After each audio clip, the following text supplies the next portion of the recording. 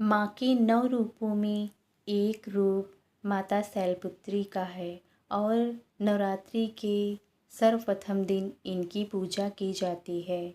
तो आज हम माता शैलपुत्री की कथा आपको सुनाएंगे।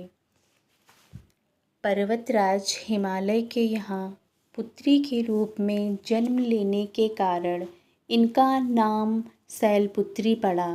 इनका वाहन वृषभ है, इसलिए यह देवी वृषारूढ़ा के नाम से भी जानी जाती हैं। माँ शैलपुत्री ने दाएं हाथ में त्रिशूल धारण किया है और बाएं हाथ में कमल सुशोभित है। यही देवी नव दुर्गा में प्रथम दुर्गा हैं और इन्हें सती के नाम से भी जाना जाता है। इनकी एक मार्मिक कथा है। एक बार प्रजापति दक्ष ने एक बहुत बड़ा यज्ञ किया था। उसमें उन्होंने सारे देवताओं को निमंत्रित किया, परंतु शिव भगवान को उन्होंने निमंत्रित नहीं किया। जब माता सती को इस बारे में पता चला कि उनके पिता ने एक अत्यंत विशाल यज्ञ का अनुष्ठान कर रहे हैं, तब उनका मन वहाँ जाने के लिए बेचैन हो गया। उन्होंने भगवान शंकर को अपने मन की व्यथा बताई। सारी बातों पर विचार करने के बाद शिव भगवान ने माता सती से कहा, प्रजापति दक्ष किसी कारणवश हमसे रुष्ट हो गए हैं।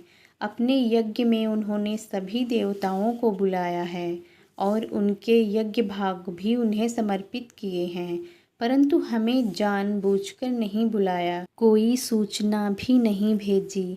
ऐसी स्थिति में तुम्हारा वहां जाना ठीक नहीं होगा। भोलेनाथ के कहने पर भी माता सती का मन शांत नहीं हुआ। पिता का यज्ञ देखने और वहां जाकर अपनी माता और बहनों से मिलने की उनकी इच्छा किसी भी प्रकार कम नहीं हुई। उनका प्रबल आग्रह देखकर भगवान शिव ने माता सती को वहां जाने की आज्ञा दे दी। सती पिता के घर पहुंचकर देखती है, उनकी माता को छोड़कर सभी ने उनसे मुंह फेर रखा है। इस बात पर अपमान महसूस करते हुए माता सती को यह सहन नहीं हुआ और उन्होंने योगाग्नि द्वारा अपने शरीर को भस्म करके अगले जन्म में पर्वतराज हिमालय की पुत्री के रूप में जन्म लिया। इस बार वह शैलपुत्री के नाम से विख्यात हुई। पार्वती और हेमवती भी माँ शैलपुत्री के ही नाम हैं। उपनिषद की एक कथा के अनुसार माता शैलपुत्री ने हेमवती स्वरूप में देवताओं के गर्व का भंजन किया था। माँ शैलपुत्री की पूजा विधि। नवरात्रि के पहले दिन प्रातःकाल उठकर घर की साफ सफाई करके स्नान कर लें और स्वच्छ वस्त्र धारण करें।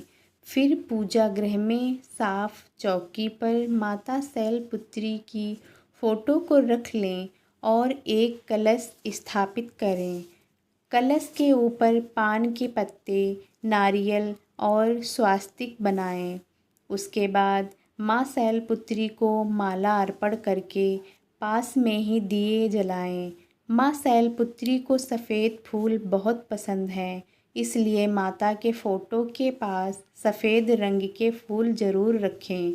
उसके बाद माता का ध्यान करके अपनी पूजा शुरू करने से पहले सभी तीर्थों, नदियों और दिशाओं का आवाहन करें और माता शैलपुत्री की कथा को सुनें। कथा पूरी होने के बाद माता की आरती करें।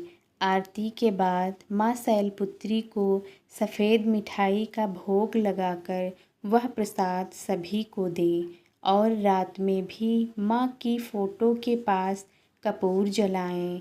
अगर आप नवरात्र में अखंड जोत जला रहे हैं तो समय समय पर जोत में घी डालते रहें और माता का सच्चे मन से ध्यान करें। आइए सब लोग मिलकर बोलते हैं, जय माता दी।